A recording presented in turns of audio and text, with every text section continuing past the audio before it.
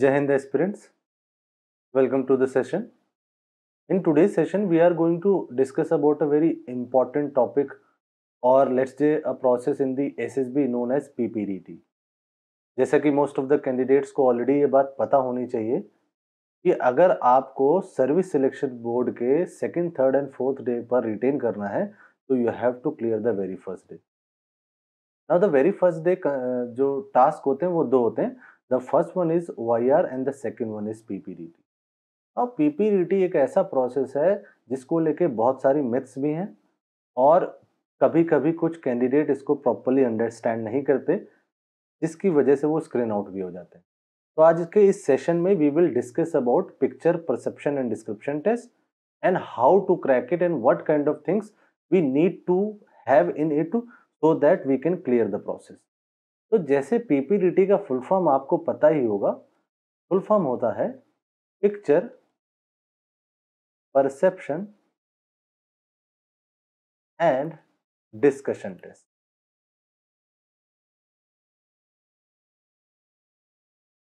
अब जैसे PPDT है तो ये picture perception and description test होता क्या है? देखो, PPDT यानी कि पिक्चर जहां पर कोई एक पिक्चर, जैसे कि इस तरह की कोई पिक्चर जो आपको राइट हैंड साइड पर दिख रही है, ऐसी कोई एक पिक्चर उसमें आपको शो होगी. इस पिक्चर के भरोसे पर आपको एक परसेप्शन यानी कि एक इमेजिनेशन से रिलेटेड कहानी बनानी होगी. और उसके बाद जो कहानी, जो story you have made up, you have to conclude a common story आपके साथ एक ग्रुप में. कॉमन स्टोरी आपको एक बनानी होगी ग्रुप में. अब सिंपल सी बात है, वहां पर बहुत सारे कैंडिडेट होंगे तो उन कैंडिडेट को एक सेमी सर्कल पे बिठाया जाएगा और जो कहानियां आपने लिखी हैं उस कहानी को डिस्कस करने के लिए कहा जाएगा और आपसे बोला जाएगा कि आप इन सारी कहानियों को डिस्कस करके एक कॉमन कहानी बनाने की कोशिश करें. तो पहले आपको एक स्टोरी राइटिंग करनी होगी. स्टोरी राइटिंग के बाद आपको एक ग्रुप डिस्कशन करना होगा. For those that group discussion you have to conclude a common story. This is the whole process of PPDT. इसको थोड़ा सा एक्सप्लेन करके आगे पढ़ेंगे, अभी इतना जानना ही आपके लिए काफी है. नेक्स्ट, अब जो ये PPDT की शीट वहां पर आपको मिलेगी जिस पर आपको स्टोरी लिखनी होगी, वो कुछ इस तरह की स्टोरी आपको. लेफ्ट हैंड साइड पे एक बॉक्स बना होगा, यहां पर लिखा होगा एक्शन. ऊपर थोड़ा क्रेडेंशियल्स की जगह होगी, वो भर लेना वहां पर जो भी मिलेगी. Now after that there will be a different section for story. Now remember, you can use both sides for writing the story.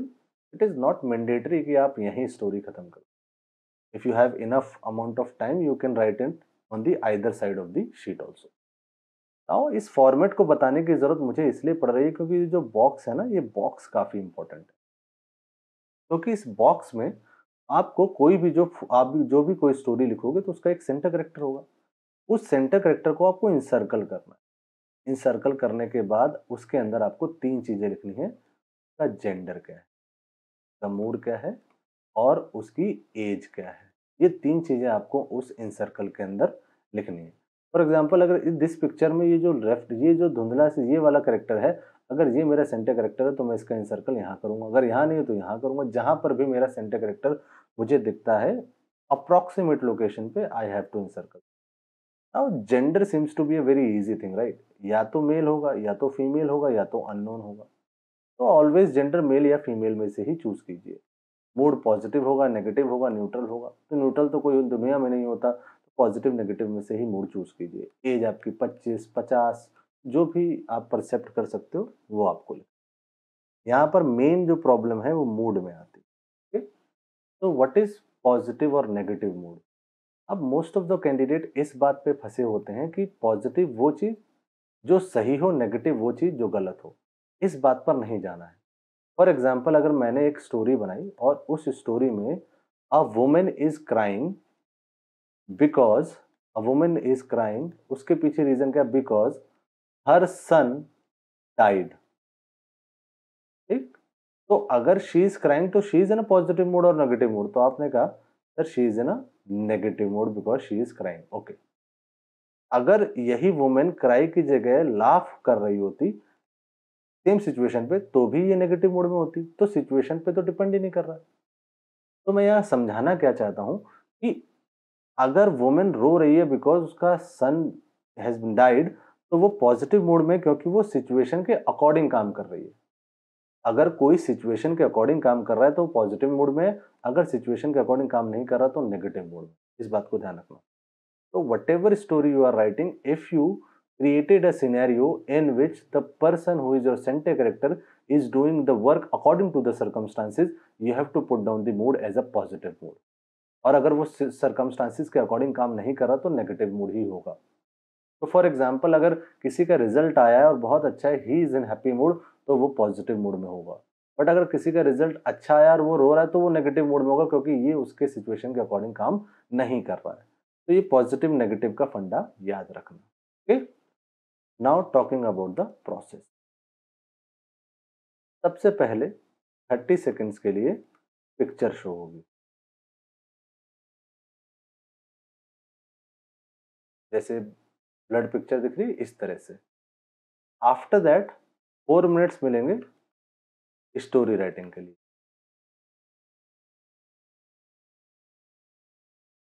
After that 15 to 20 लोगों के ग्रुप में आपको डिवाइड कर दिया। आफ्टर दैट आपका ग्रुप नरेशन होगा। Narration के बाद आपका जीडी होगा, ग्रुप डिस्कशन। क्यों होगा? कॉमन स्टोरी बनाने के लिए। और उसके बाद result announce. This is the whole picture. First of all, the officer will show you a picture for about 30 seconds. After that, he will provide the sheet as we discussed earlier like that. And after that, he will provide you 4 minutes to write down the common story. After he submit all of the stories, he will tell you to go outside the SSB hall. And now he will divide you into different groups depending upon the size of the people reported for the SSB. तो minimum 15 से 12 minimum होता है और maximum 20-25 भी हो सकता है। तो 15 to 20 के ग्रुप्स में दे विल डिवाइड यू और they will call you into a room, जहां पर आपके सामने 3 ऑफिसर्स बैठे होंगे। One of officers will be your interviewing officer, जो आपका इंटरव्यू लेगा आगे चल के। उसके बाद जीटीओ और उसके बाद साइकोलॉजी। इनके सामने you will be sitting in a किस मैनर में? Semi circular manner, according to the chest number 1, chest number 2, इस हिसाब से 4, 5, 6। Now officer will tell you, gentlemen, you got 1 minute, you can narrate the story. तो from chest number 1 to chest number 8 आपने narration करना है। And after that subsequently आपको start कर देना अपना group discussion. It will create a mayhem in the group discussion round. So the students who are willing to sacrifice their story for the sake of the group discussion, or the people who also gave the chance to others, or the people who are very polite in nature and they know who they are, so they can easily crack this SSP और this PPDT task. Okay, तो this is the whole procedure जो PPDT का होता है। अब हम अगले next step में हम ये जानेंगे कि इस स्टोरी को लिखना कैसे। जो स्टोरी आपको पहले मिल रही है, ये 4 मिनट की स्टोरी आपको लिखनी कैसे, because it is one of the most important, because a good story can lead to the good group discussion also. तो स्टोरी लिखने के लिए पहले कुछ बेसिक्स समझ लेते हैं, फिर मैं आपको बताऊंगा what is the format of story. देखो, सबसे पहला टर्म जो होता है वो होता है परसेप्शन। परसेप्शन का मतलब है इमेजिनेशन। अगर मैं इमेजिनेशन को हिंदी में लिखूं तो ये क्या होता है? कल्पना। तो जो पीपीडीटी में आपने जो पिक्चर देखी, ब्लड पिक्चर देखी, उसको देख के आपके दिमाग ने एक परसेप्शन बनाया। उस परसेप्शन से रिलेटेड आपको एक कहानी बनानी है। बट ये perception person to person vary करेगा। फॉर एग्जाम्पल, मुझे एक स्टोरी पर एक स्टोन दिखा, शायद वो किसी और को एक एनिमल भी दिख सकता है, जिसकी वजह से लोग अलग अलग परसेप्शन के थ्रू अलग अलग स्टोरी बनाएंगे। और जब ये अलग अलग स्टोरीज को एक रूम में रखा जाएगा और इन कैंडिडेट से बोला जाएगा कि कॉमन स्टोरी बनाए, तो जाहिर सी बात है they will create a mayhem. उस मेहम में कौन ग्रुप को आगे लेके जा सकता है, किसकी वजह से ग्रुप आगे जा रहा है, किसकी वजह से ग्रुप पीछे रुक रहा है, इन सारी चीजों को मद्देनजर रखते हुए ही officer will take a decision कि who will go for the further rounds. तो अब ये परसेप्शन या इमेजिनेशन होता क्या है? अब कैसे इमेजिनेशन आपकी जितनी भी डिटेलिंग, अगर आपकी इमेजिनेशन रियलिटी के जितने करीब है या डिटेलिंग जितनी सॉलिड है, वही होनी चाहिए। मतलब क्या है? देखो, you are going to join the armed forces after clearing the SSB. तो दोस्त कैंडिडेट जिनका परसेप्शन स्ट्रांग नहीं है, क्योंकि परसेप्शन एक वो चीज है जिसके थ्रू आप वॉर जोन पर भी एक्सेल करेंगे, क्योंकि वॉर जोन के अंदर कोई प्लानिंग वगैरह नहीं होती, an officer has to be creative और उसके दिमाग में परसेप्शन इतना स्ट्रांग होना चाहिए कि वो एक प्लान बना पाए। उस प्लान बनाने के लिए उसके पास सिर्फ़ और सिर्फ़ उसका माइंड और उसका परसेप्शन होता है और वो परसेप्शन इतना रियल होना चाहिए कि वो रियलिटी के करीब आए। क्योंकि अगर कोई भी प्लान देखो, कोई भी चीज़ देखो, वो कभी न कभी किसी की कल्पना या इमेजिनेशन ही रही होगी और वो इमेजिनेशन के बाद ही वो एक रियलिटी के रूप में लेती है, जिसके थ्रू कुछ दाएँ-बाएँ हो जाए, उसके बाद ही वो रियलिटी में कन्वर्ट होती है। तो अगर आपका इमेजिनेशन इतना क्लियर है, अब मान लीजिए आप एक 18-20 साल के एक यंग नौजवान एक बॉय हैं जो आर्म फोर्सेस जॉइन करना चाहते हैं और आप एक स्टोरी ऐसी लिख रहे हैं जिसमें परसेप्शन फेयरी टेल वाला है, जिसमें आपको पता है कि ये परसेप्शन ओरिजिनल हो ही नहीं सकता, तो आप सिलेक्ट नहीं हो सकते। जैसे फॉर एग्ज़ाम्पल किसी ने एक स्टोरी लिखी और उसमें ये लिखा कि एक 17 साल का 18 साल का बच्चा है, जिसने अभी-अभी 10th क्लास पास करी है। तो या तो ये बहुत दूर की सोच रहा है या तो फिर इसका परसेप्शन स्ट्रांग नहीं क्योंकि इसको पता ही नहीं कि 13-14 इयर्स का ओल्ड का बच्चा ही 10th पास कर सकता है, 18-9 में बहुत रेयर केसेस में पास करेगा। फिर उसने एक कहानी लिखी जिसमें उसने ये बताया कि 22 साल का या 23 साल का एक ऑफिसर है जो लेफ्टिनेंट कर्नल की रैंक में पहुंच गया। 22-23 साल की उम्र में कोई कर्नल नहीं बन सकता, that is not a possibility. Lieutenant बनना ही बहुत बड़ी बात होती है उतनी उम्र में, बट यू कांट डिसाइड कि आप लेफ्टिनेंट कर्नल बन जाएँगे। तो ये छोटी-छोटी चीज़ें हैं जो आपका परसेप्शन धूमिल करती हैं, जिसके थ्रू ये क्लियरली मैनेजेबल हो जाता है कि the person is not very perceptive, उसके अंदर इमेजिनेशन पावर ज़ीरो है। तो ये इमेजिनेशन पावर को स्ट्रॉन्ग रखना है, इसको 2 ही तरीके से स्ट्रॉन्ग रखा जा सकता है। या तो आपके परसेप्शन में डिटेलिंग बहुत ज़्यादा हो या वो रियलिटी के बहुत का ख़ास हो। इसको मैं कैसे समझाऊँ तो इसको एक सिंपल से एग्ज़ाम्पल से समझ लो। आपने एक मूवी देखी होगी एवेंजर्स। आपने एक मूवी इंडिया की भी बहुत सारी एक्शन्स मूवी देखी होंगी फॉर एग्ज़ाम्पल कोई भी सलमान खान की दबंग एक मूवी मैं एग्ज़ाम्पल के तौर पे ले लेता हूँ। तो when you see a particular picture known as Dabangg and you see another picture Avengers, you feel connected to the Hollywood movies or Avengers are in this case I particularly say. Why? Because उनका perception, उनका imagination इतना strong है that you hold into it और आपको पता होता है what is the reason. लेकिन अगर यही पिक्चर आप एक कोई इंडिया की पिक्चर अगर कोई भी एक पर्टिकुलर पिक्चर दबंग देखते हो, उसमें देखते हो कि how a person can lift up 8 to 10 people at a second, you can't decide और आपका माइंड कहता है यार ये तो बकवास है या ये तो रियलिटी हो नहीं सकती। But on the other case अगर आप बाहुबली देखते हो, यू आर लिटिल बिट इस बात को ध्यान रखते हो कि हाँ यार ये चीज़ें हो सकती है क्योंकि जो भी डायरेक्टर, जो भी राइटर हैं उसके उन्होंने इसका परसेप्शन इतना स्ट्रॉन्ग बनाया है कि वो आपके माइंड के साथ कनेक्ट कर रहे हैं। अगर वो स्टोरी पढ़ते वक़्त आपके दिमाग में एक-एक मेंटल पिक्चर क्रिएट होती चली जाए, तो अभी समझिएगा कि आपका परसेप्शन कैसा है, स्ट्रॉन्ग है और यही परसेप्शन साइकोलॉजिस्ट के दिमाग में भी होना चाहिए अगर वो आपकी स्टोरी पढ़ रहा है। तो ये detailing is one of the most important things जो आपको पीपीटीटी में बचा के रखेंगे, ठीक है? अगर मैं आपसे ये कहूँ कि मैं मुझे अपने घर से स्कूल जाने में 10 मिनट लगता है और रास्ते में बहुत ट्रैफ़िक है, इस तरह से मैं समझाऊँ। दूसरा मैं सुबह अपने घर से 7 बजे निकलता हूँ, घर के पास वाले चौराहे से लेफ्ट हैंड साइड का रोड पकड़ता हूँ, वहाँ पर एक बहुत ही बड़ा-सा नाला खुदा है जिसकी वजह से मुझे लंबा रास्ता लेना पड़ता है। फिर वहाँ पर जो रास्ता है वो कच्चा नहीं कच्चा रास्ता है और उसके आगे चलते वक़्त मुझे रास्ते पर ट्रैफ़िक बहुत मिल जाता है और इस तरह के एक्सप्लेनेशन मैं देता चला जा रहा हूँ तो एक मेंटल इमेज आपके दिमाग में बनती चली जा रही है। यही मेंटल इमेज जब स्टोरी आप लिखें तो ये पता होनी चाहिए। इसीलिए परसेप्शन का स्ट्रॉन्ग होना सबसे ज़्यादा ज़रूरी है क्योंकि वॉर ज़ोन पर there is no handbook like how to win war ना, वहाँ पर जो ऑफिसर है, जो आप ऑफिसर इंचार्ज है, he has to make a plan with the help of the resources जो आस-पास अवेलेबल है क्योंकि जवान ने आके एक ही चीज़ कहना है, साहब करना क्या है? और साहब के पास डिसीजन मेकिंग होनी चाहिए। दैट इज़ व्हाई ये टाइम इतना लग रहा है कि परसेप्शन को कैसे चेक किया जाए। आप through out the SSB 5 days का प्रोसेस देख लो, हर जगह आपका परसेप्शन ही यूज़ होता है, कहीं पर कोई रियलिटी यूज़ नहीं होती है। इस परसेप्शन एक इमेजिनेशन को अनकॉन्शियस माइंड से चेक किया जाता है और ये अनकॉन्शियस माइंड अब देखो इतना डिटेलिंग में समझने की कोई ज़रूरत नहीं है वैसे आपको, बस आप इतना समझ के चलो परसेप्शन स्ट्रॉन्ग होना चाहिए, उसके लिए प्रैक्टिस करो क्योंकि पीपीटीटी की जो भी स्टोरीज़ है, जो नेचुरली आपके अंदर आ रहा है, उसके अंदर ये चीज़ें छोटी-छोटी ध्यान रखोगे तो पीपीटीटी क्लियर कर सकते हो। अब how we have to write the story इसको समझ लेते हैं। देखो, सबसे पहले किसी भी कहानी का इंट्रोडक्शन लिखना। अब इंट्रोडक्शन में भी पूरी डिटेलिंग लिखनी है। Ram was a 24-year-old person who belongs to city Kanpur and working as a mechanical engineer in Maruti Suzuki। आपने इंट्रोडक्शन में कोई भी चीज़ नहीं छोड़नी है, उसकी एज, उसकी सिटी, उसका वर्क प्रोफाइल और वर्क प्रोफाइल के बाद सिटी हो गया, वर्क प्रोफाइल, एज, ये सारी चीज़ें मेंशन करनी ज़रूरी है। अगर आपको इंट्रोडक्शन में कोई भी कमी लगती है, समझ लीजिए अगर इंट्रोडक्शन पढ़ते वक़्त while I read the introduction and found out something is missing, तो वहाँ से वो परसेप्शन का कनेक्शन कट जाता है, इसलिए इंट्रोडक्शन पे सबसे ज़्यादा। Okay, now the second part is your past. अब लाइफ में अगर मैं आपसे कोई भी चीज़ पूछूँ या समबडी आस्क यू समथिंग, तो यू विल टेल कि सर हाँ sir, I have completed 12th in from this school और I have completed graduation from this college and sir I want to join the arm forces as an officer. तो past और future को आप 1-2 line में निपटा देते हो, but कोई पूछा अभी क्या करो, then you explain a lit कि sir right now I am preparing for UPSC, right now I am preparing for SSB, right now आप उसको एक्सप्लेन करते हो, क्योंकि फ्यूचर और पास्ट के अलावा प्रेजेंट ही सबसे ज़्यादा इंपॉर्टेंट होता है।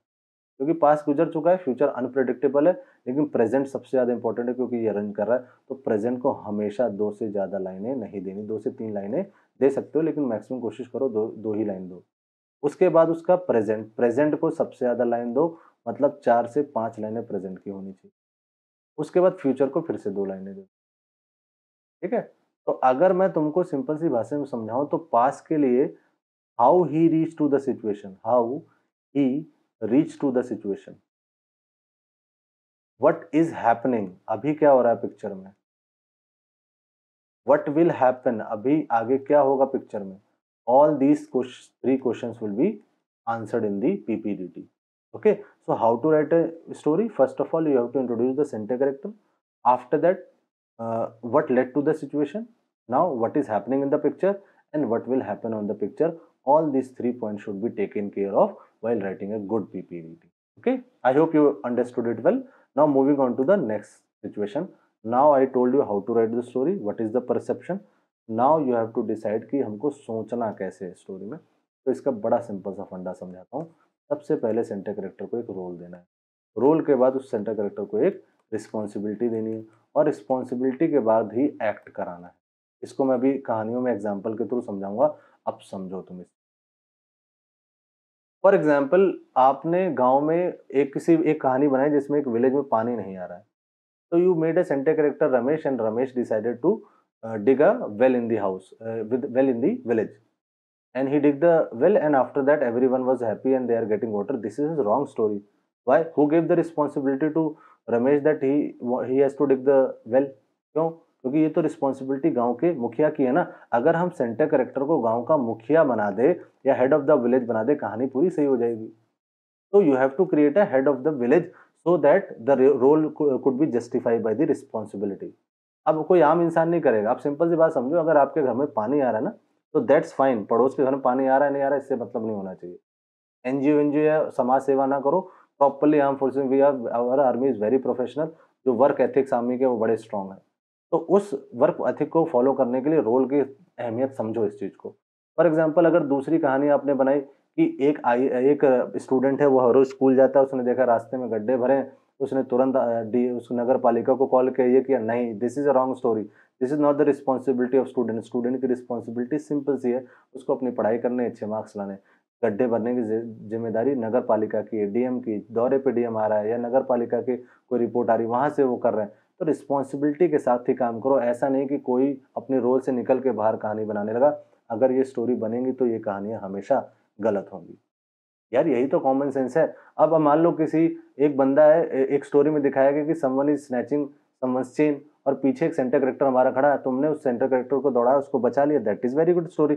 लेकिन why that particular centre character has to go through, कि उसी ने क्यों बचाया, ये क्वेश्चन उठता है। क्यों उठाया उसी पर्टिकुलर सेंटर कैरेक्टर ने ही, क्यों उसकी हेल्प करी? ये क्वेश्चन का आंसर मिलता ही नहीं, क्योंकि वाई जब आ जाता है ना, तो वाई का आंसर नहीं। जब तक कहानी में वाई का आंसर नहीं मिल रहा, योर स्टोरी इज रॉन्ग। तो वाई का आंसर ढूंढने के लिए करना क्या है भाई? वाई का आंसर ढूंढने के लिए सिंपल सी बात समझो कि अगर वो सेंटर कैरेक्टर जो हमारा है, अगर उस लेडी का भाई बन जाए या उस लेडी का नेबर बन जाए, तो जस्टिफाई करेगा ना कि वो जो चेन चुरा रहा है उसको स्नैच करने के लिए। तो अगर कोई भी काम अगर आप कर रहे हैं, कोई भी स्टोरी अगर लिख रहे हैं, उसके पीछे कोई रीजन होता है ना, तो वो रोल रिस्पॉन्सिबिलिटी एक्ट में जरूर दिखना चाहिए। जैसे एक कहानी में और आपको बताऊं कि भाई नदी में गंदगी है, तो ऊपर से कंप्लेन आई, कंप्लेन कैसे, तो वाटर इंस्पेक्टर जो है वही तो सेंटर करेक्टर होगा, वही हमारा पानी सुधारेगा, साफ करेगा। या आम इंसान पानी सुधारने लग जाएगा, ये उसकी रिस्पॉन्सिबिलिटी बिल्कुल भी नहीं है। तो अपनी स्टोरी बनाने के लिए रोल रिस्पॉन्सिबिलिटी और एक्ट का फंडा हमेशा ध्यान रखें। अंडरस्टूड? तो ये बात ध्यान रखना, how to think about the story, ये चीज हो जाती है। अब नेक्स्ट पे चलते हैं भाई। देखो, अब फंडा समझ में आ गया ना कैसे लिखना। तो अब मैं तुमको एक एक कहानी का एग्जांपल समझाता हूँ, तब समझ में। जैसे देखो, इसमें सेंटर कैरेक्टर आपको दिख ही रहा होगा कि भाई एक ओल्ड फार्मर टाइप का लग रहा है और दूसरा एक वेस्टर्न कल्चर का एक लड़का कोई लग रहा, बॉय लग रहा, ये seems to be a big. तो मैं देखो, पीपीडीटी में सबका perception is different. I am not saying that particular story जो मैं आपको बताने जा रहा हूँ यही सही है। सबके परसेप्शन के हिसाब से ये स्टोरी अलग हो सकती है। ठीक है, तो आपका परसेप्शन अलग है, you are going to join the arm forces from a different manner, कोई और किसी और मैनर से करेगा। मैं तुमको सिर्फ सैंपल स्टोरी दिखा रहा हूँ, इसका कोई मतलब नहीं कि यही स्टोरी सही है। It might be wrong for some candidate, और हो सकता है कि किसी के लिए सही भी हो। तो एक बात और, एसएसबी में is nothing in right and wrong, it totally goes with your personality. अगर आपकी पर्सनैलिटी के साथ वो चीज़ जा रही है then it is a correct situation, अगर नहीं जा रही तो it is a wrong situation. इस बात को ध्यान रखना। ओके, नाउ अब इस स्टोरी में देखो, सेंटर करेक्टर में मैं कहानी बोलता चलता हूँ और थोड़ी थोड़ी चीज़ें लिखता चलूंगा, तो आपको समझ में पता चलती चलिए। भाई हमारा जो सेंटर कैरेक्टर है ना, रमेश है। और ये जो रमेश है इस कहानी में, he is 23 year old graduate. कहाँ से? एग्रीकल्चरल ग्रेजुएट है, बीएससी कर रहा है एग्रीकल्चर से, और किसी यूनिवर्सिटी XYZ से कर। और ये कानपुर में रहता है, और इसका जो विलेज है वो उन्नाव है। Every weekend he called up his parents and know about their wellbeing, कि वो अच्छे हैं कि नहीं। एंड दिस और हर वीकेंड पे ये बात करने के बाद एक वीकेंड पे he was about to call his father and he was talking to his father seems to be little bit worried. So he asked about the reason and his father told, due to this time my crops are not good, और कुछ problem है, yield अच्छी नहीं हो रही, but I don't know what is the reason. तो हमारा centre character Ramesh specify his father and told him कि I will take care of it, अभी don't worry, I will coming this weekend, I will definitely look into it. When Ramesh reach the house, Ramesh अपने घर पहुंचता है अपने father को specify करने के बाद, he move on to the village, अपना फार्म पे जाता है। और उस फार्म पे जाके he collected a soil sample. Soil sample को लेके he went back to his college, और अपने हेड ऑफ द डिपार्टमेंट को वो दिखाते हैं। अब हेड ऑफ द डिपार्टमेंट उससे चेक करता है, उसमें बताता है कि यार इसमें जो नाइट्रोजन की मात्रा है वो एक्सेसिव अमाउंट में है। क्यों? क्योंकि बहुत ही ज्यादा फर्टिलाइजर्स, केमिकल फर्टिलाइजर्स यूज किए गए हैं। रमेश थोड़ी सी हेल्प लेता है एचओडी की, और उनसे ये भी पूछता है इसका क्या है। तो उन्होंने कहा भाई इसमें मैन्योर्स यूज करो, ऑर्गेनिक खाद यूज करो। इस चीज को लेके वो वापस अपने फादर के पास जाता है, अपने फादर को इसका रीजन बताता है, प्लस जो भी शॉप्स नियर बाई होती है वहां से ऑर्गेनिक मैन्योर लाके डालता है। 6 7 8 महीने बाद जब फसल वापस से उठती है, हिज फादर वाज हैप्पी। इस तरह की कहानी, इसको थोड़ा और डिटेलिंग में लिख सकते थे, लेकिन मैंने अभी सिर्फ और सिर्फ थीम बताई है। इसकी डिटेलिंग के लिए अगर आप चाहेंगे तो मैं ये चीज पीडीएफ में भी आपको प्रोवाइड करा दूंगा। बट रमेश 23 ईयर ओल्ड था, अब एग्रीकल्चरल स्टूडेंट था, तभी तो अपने फादर की हेल्प कर पाया, क्योंकि उसका रोल क्या है भाई, स्टूडेंट है। अब मदद क्यों कर रहा है? क्योंकि फादर साहब की प्रॉब्लम है। अगर यही तुम बना देते कि गांव में गया और बीएससी करने के बाद अपने सारे गांव के फार्मर्स की हेल्प करने लगा, the story could go wrong. तो यहाँ पर सेंटर कैरेक्टर को आपने रोल रिस्पॉन्सिबिलिटी दी, और ये रिस्पॉन्सिबल था, प्लस रिसोर्सेज का हेल्प कर रहा था, रीजनिंग एबिलिटी थी इसके अंदर। बहुत सारी वेलक्यूज होती है, उतना ध्यान मत दो, बस इतना समझो कि इस तरह की कहानी लिखी जा सकती है, क्योंकि इसमें हेल्प कर रहा है, वाई का आंसर मिल रहा है। ओके, तो आई होप आपको ये स्टोरी समझ में आई होगी। एक स्टोरी और देख लेते हैं। अब देखो, इस स्टोरी में तुम्हें सिंपल सी बात पता चल रही है कि यार ये कोई माली टाइप का बंदा लग रहा है, और ये दो लोगों को हाथ से पकड़ के, और ये दोनों स्टूडेंट हैं। तो सिंपल सी बात है, सेंटर करेक्टर हमारा इन दोनों में से या ये भी हो सकता है। तो अगर मैं सैंपल स्टोरी बनाऊं तो हमारा सेंटर करेक्टर ये लड़का है, जो एक 18 या 16 17 साल का एक स्टूडेंट है। एवरीडे ये अपने घर से बाहर जाते हैं और स्कूल जाते हैं, और वापस आते वक्त वहीं बाग के बगीचों से आया करते थे जहाँ पर आम लगे थे। तो वन डे ही डिसाइडेड कि चलो इस आम को तोड़ा जाता है, और आम तोड़ते वक्त ये पकड़े जाते हैं माली द्वारा। माली जो है इनको डांटता है और इनको स्कोल्ड भी करता है। इस चीज को रियलाइज करने के बाद उसको समझाते हैं कि यार तुम्हारी वजह से मुझे मेरे मालिक बहुत डांटते हैं, वगैरह वगैरह, जो भी आप डिटेलिंग में लिख सकते हो। तो इस पे जो हमारा सेंटर कैरेक्टर रमेश है, ही फेल्ट बैड, और वो क्या करता है, वो अपोलोजाइज करता है, और उसके बाद ऑफर करता है इस माली को कि हम आपके काम में मदद कराएंगे। और वो अगले दिन सुबह उनके पास आता है और शाम तक उसकी हेल्प करता है। इससे वो जो भी उसने प्रॉब्लम क्रिएट करी थी, जो भी उसने फॉल्ट करी, उसको रेक्टिफाई करता है, एक्सेप्ट भी करता है, अपोलोजाइज करता है, और कभी भी रिपीट नहीं करता है। इस तरह से कहानी बना सकते हो। इसमें देखो नेगेटिव था, लेकिन उसने अपनी पॉजिटिवनेस भी दिखाई, है कि नहीं? नेक्स्ट स्टोरी देखो, अब इस सेंटर कैरेक्टर में इसको बना दो एक वाटर इंस्पेक्टर, देखो वाटर इंस्पेक्टर बना दो। अब भाई वाटर इंस्पेक्टर रमेश है, he was the head of the department. कोई भी एज बना दो, किसी भी सिटी का बना दो, that is your up to your call. Every day one day he got a order from the above authority that number of people are complaining against the water pollution in his city. Now Ramesh decided to go into the walk and find out what is the reason कि ये water pollution हो रहा है. He went through number of rivers, number of ponds, number of water spots in the city. He also went through picnic spots and found out कि picnic spots में जो litre जो भी गंदगी हो रही है वो सारी की सारी पब्लिक ही कर रही है। दे स्टे जो वहाँ पर जितना भी कोई डस्टबिन नहीं है जिसकी वजह से वो सारे के सारे जो खराब गंदगी है जो भी वेस्ट है वो सारा का सारा डायरेक्टली वाटर में जा रहा है जिसकी वजह से वाटर पोल्यूट हो रहा है। He visited number of companies जो डायरेक्टली अपना केमिकल वाटर विदाउट प्योरीफाई करे हुए डाल रहा है। इन सब की रिपोर्ट बना के रमेश अपने मैनेजमेंट को भेजता है। आफ्टर सम टाइम वो मैनेजमेंट की तरफ से ऑर्डर आता है कि आप जाके इसको ठीक करें और क्या क्या प्रिकॉशंस लेने सकते हैं, वो इसके लिए भी रमेश अब काम कर रहा है। तो इस तरह से कहानी बना सकते हो वाटर इंस्पेक्टर की। मतलब कोई रीजन विदाउट रीजन नहीं होना चाहिए कि विदाउट उस पे हो गया, ठीक है, और ऐसा नहीं होना चाहिए। और देखो जबरदस्ती भी नहीं कि कोई प्रॉब्लम क्रिएट करो, ये बड़ी कॉमन सी कहो कि एक प्रॉब्लम क्रिएट करो और उसका सोल्यूशन दो। इट इज नॉट मैंडेटरी कि प्रॉब्लम क्रिएट हो। जैसे अभी आगे की दो कहानियां बताऊंगा जिसमें कोई प्रॉब्लम क्रिएट करने की जरूरत नहीं, but still your story seems to be very good. Okay,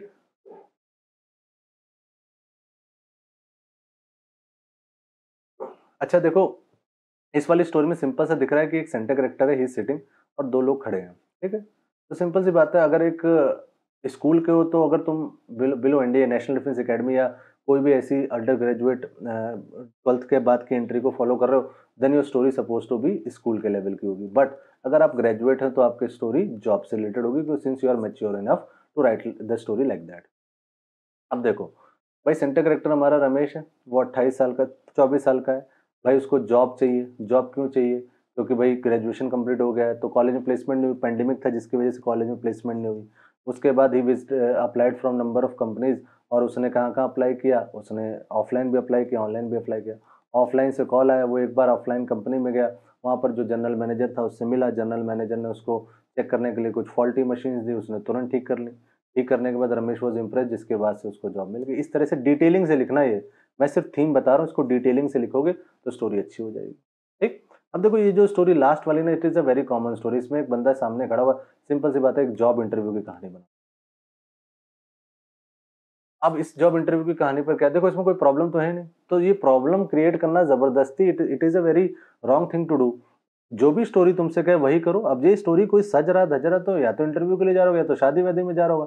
तो जो भी सीन आपको लगता है you have to write it down. जैसे मैं इसमें सेंटर कैरेक्टर में अगर कहानी बनाता तो I tell you, Ramesh was a 24-year-old person who just graduated, but due to pandemic there is no company came to his college for the placement, so he decided to apply for the job through number of web portals and also offline portals. Since his elder brother was in multinational corporation and his job was very stable in nature, so he always dreamt of a multinational company. He got a reply from the few of them. He started preparing for the earliest one. He went through the website of the company, find out the vision of the company, goal of the company, and also find out the product and their specifications. Ramesh make a personal questionnaire about the question can be asked in the interview round. He also told his friends to take a mock interview of himself and also point out the problem so that he can rectify it later. 3 and 4 days he kept on practicing like this, and finally the day has arrived. He woke up early in the morning, complete his daily course, and after that reached to the interviewing office half an hour ago. देखो छोटी छोटी detail है, half an hour ago. From there, when he called for the interview, he entered inside the interview office and gave the interview with full focus and dedication and got selected by the board. अब छोटी छोटी detailing है, 5 minute आधा घंटा पहला पहुंचना, ये कोई नहीं लिखेगा। सुबह 5 बजे सारी प्रिपरेशन में कितनी डिटेलिंग हुई वो सब होगी। तो इस तरह की एक कहानी भी आप लिख सकते हो। डिटेलिंग सबसे ज्यादा जरूरी है। ठीक, तो आई होप आपको पीपीडीटी कैसे लिखनी ये बात समझ में आ गई होगी। ये देखो, ये जबरदस्ती बिल्कुल भी नहीं है कि आपको एक स्टोरी बनानी जरूरी है, ऐसा बिल्कुल भी नहीं है। ठीक है, तो बस एक बात ध्यान रखना, रोल, रिस्पॉन्सिबिलिटी, एक्ट याद रखना, और जबरदस्ती कहानी में प्रॉब्लम डालने की कोशिश मत करना कि पिकनिक का सीन है, you are creating a nuisance there. No, if there is a picnic scene, खुशी हंसी की कहानी बनाओ, दैट्स अ फाइन स्टोरी। अगर कोई ऐसी कहानी जिसमें कोई प्रॉब्लम ही नहीं है, it's okay to have stories like that, ये आपका नेचुरल रिएक्शन होता है। बट अब मोस्ट ऑफ द कहानियां, मोस्ट ऑफ द कहानियों में यही है, एक प्रॉब्लम बनाओ सोल्यूशन करो। अरे इस तरह से कहानियां नहीं लिखी जाएंगी, this is not a natural reaction. आप एसएसबी में जा रहे हो, आपकी पर्सनैलिटी चेक करी जा रही, so don't create a shallow personality, just be your self. उस परसेप्शन, हाँ अब जैसे परसेप्शन ही बेवकूफों वाला है या परसेप्शन ही एक बच्चे का इमेच्योर परसेप्शन है, how can you get selected? तो परसेप्शन इमेच्योर बनाने के लिए भाई, अब एक बात बताओ, अगर if you are creating a story जिस स्टोरी में हमारा सेंटर कैरेक्टर एक साल में 10 रेसें क्रॉस करा, तो it is sounds very weird, right? और बिल्कुल ऐसा लगता है नकली कहानी है। तो उसके लिए रोल रिस्पॉन्सिबिलिटी एक्ट का फंडा हमेशा याद रखना है, यही रियलिटी है, उसी को मैं अपने टर्म्स में समझा रहा हूँ। तो इसके लिए मैच्योर होना ज्यादा जरूरी है, लाइफ में एक्सप्लोर करना ज्यादा जरूरी है। अगर कोई रिस्पॉन्सिबल है तो ये सारी चीजें समझेगा बिल्कुल, ठीक है। चलो, अब इसका फेस 1 कंप्लीट हो गया, स्टोरी राइटिंग कंप्लीट हो गई है। अब उसने आपकी स्टोरी कंप्लीट कर ली, अब फेस 2 की तरफ बढ़ते, narration and group discussion. Now अब इसमें क्या होगा, ऑफिसर आपको एक जीडी हॉल में बुलाएगा और सामने 3 ऑफिसर, और सबसे पहला स्टेप 1 आपसे कहेंगे, जेंटलमैन नरेट योर स्टोरी। अब सिंपल सी बात है, जब तक सारे कैरेक्टर्स को यही नहीं पता होगा कि मेरा साइड वाला कैरेक्टर क्या कह रहा है, क्या उसकी कहानी, तब तक ग्रुप डिस्कशन कैसे होगा? तो नरेट करना है सबसे पहले कहानी, फिर स्टेप 2, उसके बाद वो आपसे कहेगा चलो ग्रुप डिस्कशन स्टार्ट करो, फिर आपको जीडी स्टार्ट। लेकिन ध्यान रखना 70% तुम्हारा सिलेक्शन जीडी में नरेशन में हो चुका होता है, 30% आपका नरेशन में। तो नरेशन पे तो कोई गलती करनी ही नहीं है। Narration is one of the most important. एक वो पीएन गेट नहीं होता है जिसमें एक गेट खुलने के बाद ही दूसरा गेट खुलता है, वैसे ही नरेशन है। If you done a very great job in the narration part, you can easily clear the GD part. लेकिन अगर नरेशन ही बिल्कुल बेकार है, जीडी में कोई नहीं देखने वाला।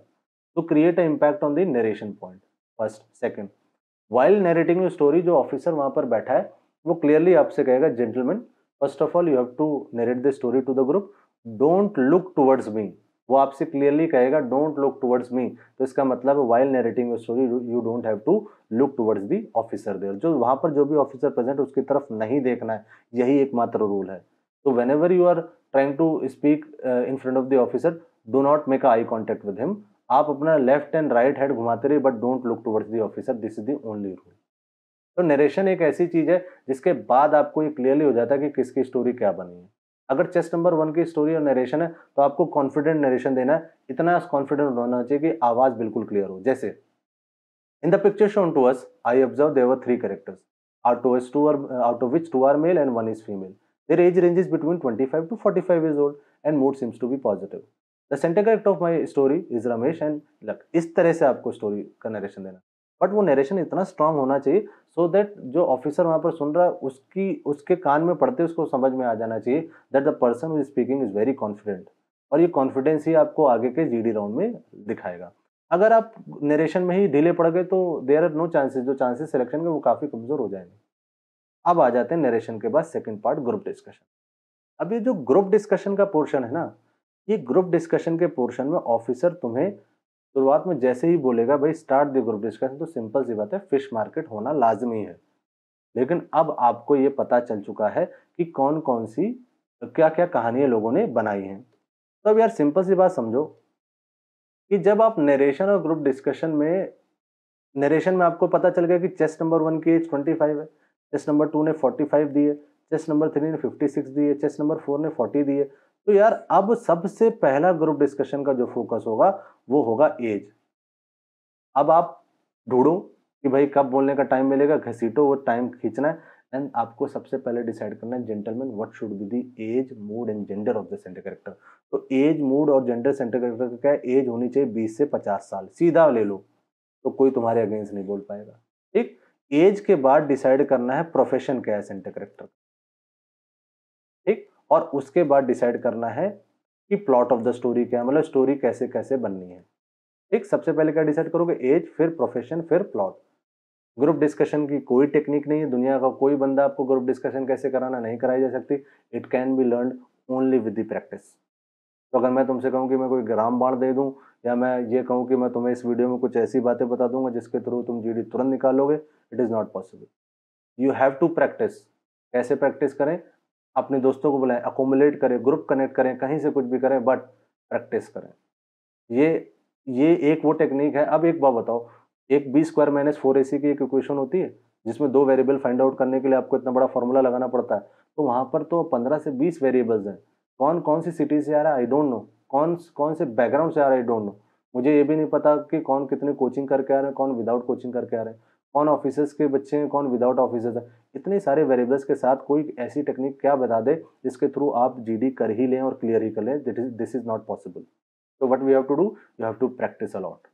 Now technique यही कि at least 3 times if you are a fresher at least 3 times you have to speak. At least 3 times मतलब जैसे at least 3 times का मतलब है when you are speaking and everybody else is silent. आप जब बोल रहे हो बाकी सब शांत हो, इसको मैं बोलना कहूँगा। ऐसा नहीं कि ग्रुप डिस्कशन हो रहा है 3 बार बोला, अरे 3 बार एटलीस्ट तब जब सब बोल रहा हूँ। अब वो साइलेंट होने का काम क्या है? अपनी आवाज़ को पिच हाई लो करो। ये प्रैक्टिस के ज़रिए ही पता चलेगा कि how to enter inside the group discussion, ये कोई बता नहीं सकता, ठीक है? तो एक फंडा मैं ज़रूर बता सकता हूँ कि जेंटलमैन, अगर कोई नहीं सुन रहा, gentleman first of all we have to decide what should be the age, mood and gender of the centre character. Since most of the candidate most are revolving around a boy, तो हमारा centre character boy होना चाहिए। As जो है 40 से 50 साल होनी चाहिए, mood should be positive, anybody disagree? ये पहला पॉइंट होना चाहिए। दूसरा पॉइंट क्या होना चाहिए? प्रोफेशन। अब जब नरेशन हो रहा था तो उस वक्त तो तुम्हारी हालत खराब हो रही थी कि हे भगवान मेरा नरेशन कंप्लीट हो गया, तो उस वक्त you don't have to take care of it. आपको उस वक्त अपना पॉइंट ऑफ व्यू देने के बाद सुनना है कि दूसरा क्या बोल रहा है, व्हाट ही इज सेइंग, ताकि आप जब ग्रुप डिस्कशन शुरू हो तो आपको पता हो कि सेंटर कैरेक्टर का प्रोफेशन सबसे ज़्यादा लोगों ने क्या बनाया है। अगर 10 लोगों का ग्रुप है और 6 लोगों ने ये बनाया है कि भाई सेंटर कैरेक्टर फार्मल है, तो आपके हिसाब से भी सेंटर कैरेक्टर फार्मल होना चाहिए। अब आप बोलोगे सर मेरा सेंटर कैरेक्टर, सेक्रीफाइस कर दो, ग्रुप को आगे बढ़ाने के लिए सेक्रीफाइस कर दो। ध्यान रखना, अगर तुम्हारे किसी भी बोलने की वजह से ग्रुप डिस्कशन पीछे जाता है, यू आर नॉट सिलेक्टेड। तुम्हारे कुछ भी बोलने, अब मान लो डिसाइड हो रहा है प्लॉट, मतलब एज डिसाइड हो रही है और अभी आप डिसाइड कर रहे हो कि प्रोफेशन क्या है, जबकि प्रोफेशन पहले ऑलरेडी डिसाइड हो चुका है, तो आप ग्रुप को पीछे लेके जा रहे हो। This is not the way to do the group discussion. But अगर आपके बोलने से ग्रुप डिस्कशन आगे बढ़ रहा है, मतलब you are carry forward the process, that is a very good quality. अगर आप किसी को बोलने का चांस दे रहे हैं जिससे आगे ग्रुप डिस्कशन बढ़ा, that is a very good quality.